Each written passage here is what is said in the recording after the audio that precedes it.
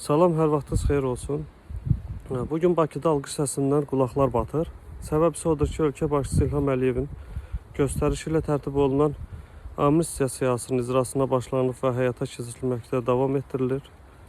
Və bunu hökumət yönlü TV kanallar, istərsə də sosial şəbəkə fenomenləri böyük humanist bir addım kimi tirajlamaqda davam edirlər.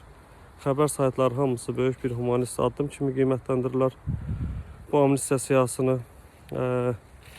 Əslində bu amnistiya siyasından kimdən yararlanır? Keçmiş məmurlar, hansı ki korrupsiya, rüşvətxorluqla ittiham olunaraq həbs olunmuşlar və humanist addım kimi qiymətləndirmirəm.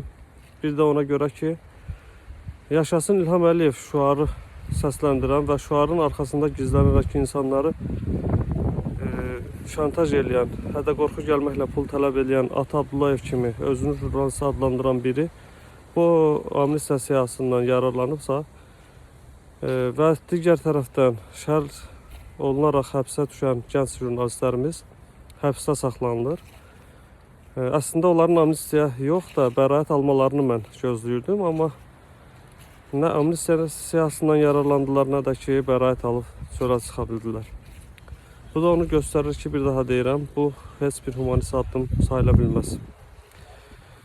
Və sonunda onu da qeyd edeyim ki, yəni Yeni Azərbaycan Partiyası bizim gələcəyimiz üçün çox təhlükəlidir.